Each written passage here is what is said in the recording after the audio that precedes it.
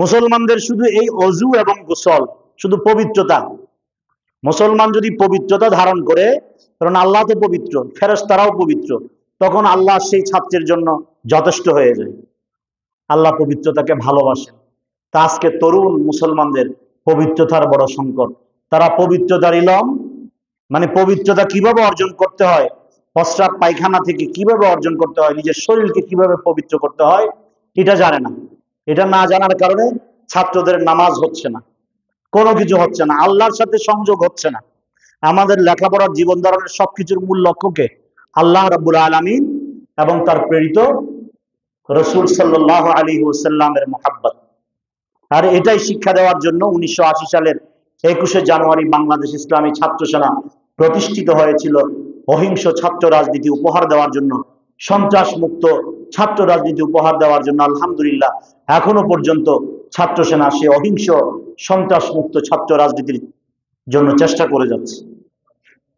তো প্রিয় ছাত্র ভাইয়েরা, আপনাদের আগামী দিনের ছাত্র এবং ছাত্রী ভাইয়েরা, বোনেরা, আগামী দিনের টার্গেট যদি আপনি করেন কিভাবে আমার সুন্দর জীবন গঠন করতে হবে, প্রথমে পবিত্রতা অর্জন করতে হবে।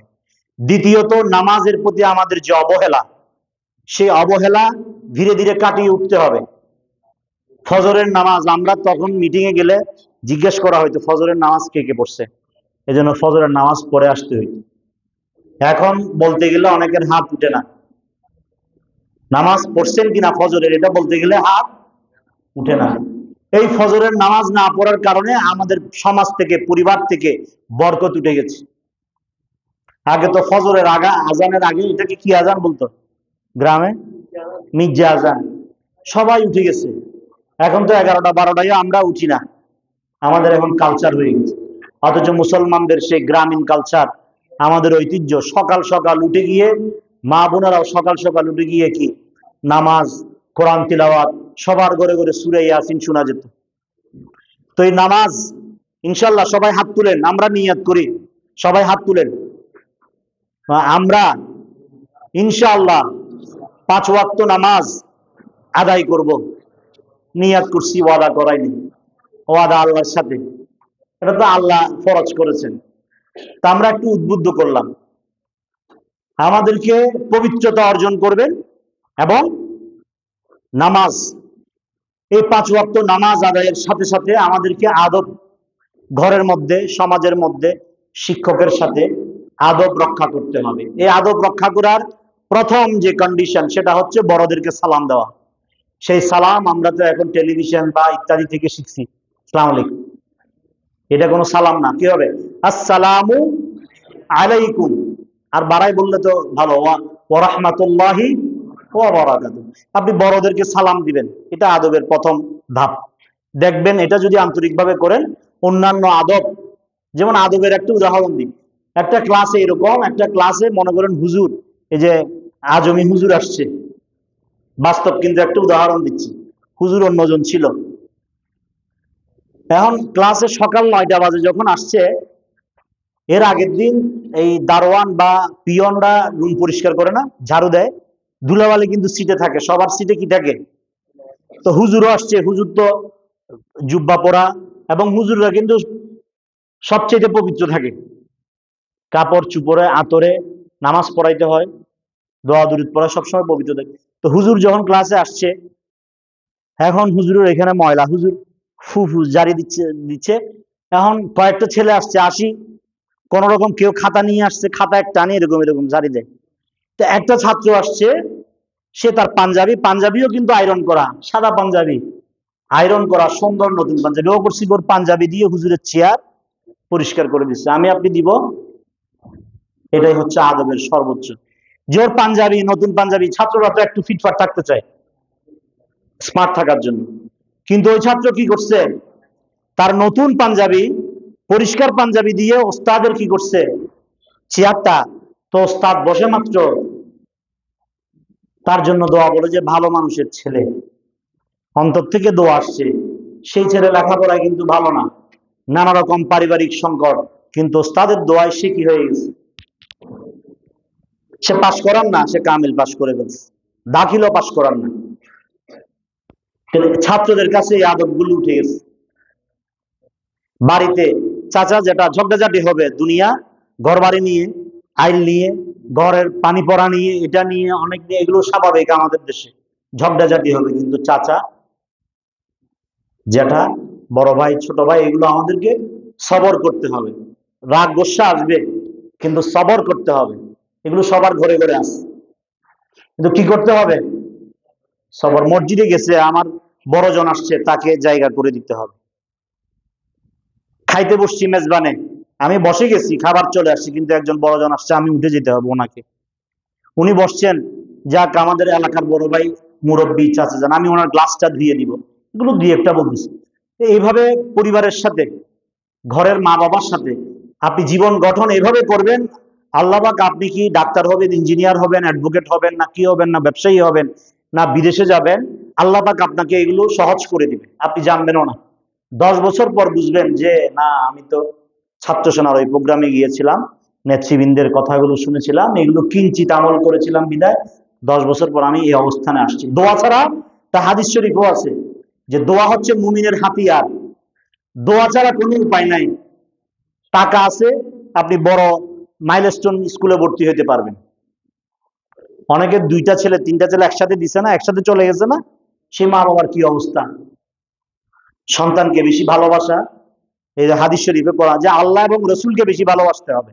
সন্তান নিয়ামত, আবার কেয়ামত। অনেকে আছে না, মাই পয়বে ছাড়া মাইয়ের ছাড়া বাস্তব না, আল্লাহ এই কথা পছন্দ করে না। আপনার অন্তরে ভালোবাসা থাকবে কার জন্য? আল্লাহ এবং আল্লাহর রসুলের জন্য। সন্তান সন্ততি দিচ্ছে, আলহামদুলিল্লাহ, আমি তাকে মানুষ করব সঠিক নিয়মে। কিন্তু ওইটা একমাত্র আল্লাহ তুলে নিয়ে যাবে। একজনের 2টা সন্তান, একটা ছেলে, সে কিছুদিন আগে আপনারা জানেন ফরিদাপাড়া একটা ছেলে এই স্কুলের একটা ক্লাস 7-এর ছেলেকে মেরে ফেলছে না, চাঁদগাঁওতে, শুনছেন? ওরা 2 ভাই, একটা হচ্ছে প্রতিবন্ধী। তুই আমি আশেপাশের এলাকার লোকজন থেকে শুনছি যে প্রতিবন্ধী ছেলে, ও তো ওকে নিয়ে তো ওরা সংকটে। এই ছেলে লেখাপড়ায় ভালো, বাবা তাকে গাড়িও চালানো শিখেছে, স্মার্ট, দুরন্ত, লেখাপড়াতেও ভালো, যা চাই তাই দে, মানে তার উপর ভরসা করছে। আল্লাহ নিয়ে গেছে, প্রতিবন্ধীটা রাখছে। তো এই জন্য ভালোবাসা অন্তরে কার জন্য রাখতে হবে? আল্লাহ এবং আল্লাহ রসুল। এই আল্লাহ এবং আল্লাহ রসুলের প্রেম মহব্বত শিখানোর জন্যই 1980 সালের 21শে জানুয়ারি বাংলাদেশ ইসলামী ছাত্র সেনার জন্ম হয়েছে। বাংলাদেশের কোন ছাত্র সংগঠন নাই আপনাকে আল্লাহ এবং আল্লাহ রসুলের প্রেম ভালোবাসা মহব্বত শিখাবে। আপনার তারুণ্যকে, আপনার যৌবনকে তারা ব্যবহার করবে রাজপথে, আন্দোলনে, ক্ষমতায় যাওয়ার জন্য। ক্ষমতায় যাবে, আপনাকে ভুলে যাবে। আপনাদেরকে হাতিয়ার বানাবে, আন্দোলন মিছিল সংগ্রাম করে তারা ক্ষমতায় যাবে, এই দেশকে চেটে পুটে লুটে খাবে। তাই সাবধান, কার সাথে চলবেন, কোন বৈঠকে বসবেন, কার কথা শুনবেন। আপনারা যারা এসএসসি দাখিল পাস করেছেন, সবার টার্গেট আপনারা। ইউরোপ আমেরিকার থেকে শুরু করে কোকাকোলা কোম্পানি, সিগারেট কোম্পানি থেকে এই মেয়েরা একটা কি দেয় সবসময়, ফেয়ার এন্ড লাভলি কোম্পানি থেকে শুরু করে সবার টার্গেট কারা? যারা এসএসসি পাস করছে, যারা তরুণ, তাদের জন্যই সব বিজ্ঞাপন। আপনাদের তারুণ্যকে, যৌবনকে কিন্তু আল্লাহ বেশি দিন তো রাখবে না, এই তারুণ্যই যৌবন। এই জন্য বলছে তরুণ বয়সে, যুবক বয়সে, যুবক 40 বছর পর্যন্ত। এখন তো বাংলাদেশের খাবার দাবারের যে অবস্থা, 40 বছরও নাই। আপনাদের এখন কত, 16, 17, 18 বছর না? সময়ের, বয়সের মূল্য দিবেন। 25, 30 পর শরীর থাকবে না। মনে রাখবেন, শরীরের যত্ন নিবেন। এখন তো 30 বছরে বৃদ্ধ হয়ে যাচ্ছে, ডায়াবেটিস পাচ্ছে 25 বছরে। আগের মতো আমার এখন 40, 42, ডায়াবেটিস আমার ধরে গেছে। আমি সেই চিন্তা করি, আমি যখন ছাত্র সেনা করতাম, সারা রাত পোস্টার লাগাইছি, চিকা মারছি, দিনের বেলায় মিছিল করছি, 2-3 রাত ঘুমাই নাই। এখন সেটা আর পারতেছি না। অথচ তখন মনে করছি 40 আর কি, 50-60 হলে বুড়া হবো। দেখছেন এখন দাড়ি পাকছে, 40-42-এ আরো আগে পেকে গেছে। তাই আল্লাহ এবং আল্লাহ রসুলকে চিনে ফেলতে হবে এই বয়সে। এই বয়সে যে ইবাদত করবেন, এই বয়সে যদি তাহাজ্জুদ করেন, সিজদা দেন, রাতে 3টা বাজে উঠে মোবাইল চালাচ্ছেন, আমি তো, আপনার মা বাবাও পারবে না, মোবাইল আছে হাতে, একটু চালাবেন, তারপরও 2টা বাজে গেছে, 1টা বাজে গেছে, না একটু অজু করে ফেলি, 2টা রাকাত নামাজ পড়ে ফেলি, আল্লাহর কাছে সিজদায় পড়ি, 40 বছর পর্যন্ত ইবাদত বেশি কবুল হয়। এরপরে প্রস্রাবের ঠিক ঠিকানা নাই, অসুখের ঠিক ঠিকানা নাই, পড়ে যাবেন, বেহুশ হবেন, প্রেশার এই হবে সেই হবে। মেয়েদের তো আরো বেশি সংকট, শ্বশুর বাড়িতে যাবে, নানা জনের নানা কথা, ননদ শাশুড়ি, বাস্তবতা এগুলো। তারপরে বাচ্চা কাচ্চা হবে, অসুস্থ হয়ে যাবে, পিঠের ব্যথা, রান্না করতে পারবে না, দাঁড়িয়ে রান্না করতে পারবে না, জামাইয়ের সাথে ঝগড়া হবে, আমাকে চুলা উপরে করে দাও। বাস্তবতা।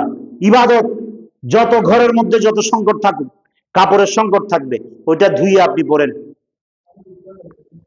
জায়গার সংকট থাকবে, কিন্তু আপনি যখন ইবাদতের চেষ্টা করবেন, এগুলো আল্লাহ আপনার জন্য সহজ করে দিবে। এই বয়সটা হচ্ছে ইবাদতের বয়স। বাংলাদেশ ইসলামী ছাত্র সেনা এই কথাগুলো বলার জন্যই ছাত্রদেরকে একত্রিত করেছে। প্রিয় সুধী, তাহলে নামাজ পড়বো, আদব আখলাক, ইবাদত, সাথে সাথে একটা জিনিস, মুসলমান পবিত্রতা থেকে দূরে সরছে, মুসলমানের সংকট, ক্ষমতা থেকে মুসলমান সারা পৃথিবী থেকে দূরে সরে গেছে। এরপর কোরআনুল করিম থেকে, জ্ঞান থেকে, কোরআন শরীফ থেকে যে বিজ্ঞান আহরণ করবে সেটা তো দূরের কথা, এখন মুসলমান তরুণরা, ছাত্ররা, ছাত্রীরা কোরআন শরীফ আর সকালে উঠে পড়ে না। বুকে হাত দিয়ে বলতে পারবেন গত 1 মাসে কে কয়বার কোরআন শরীফ পড়ছি? কোরআন থেকে দূরে বরকত উঠে গেছে আজকে সমাজ থেকে, ছাত্র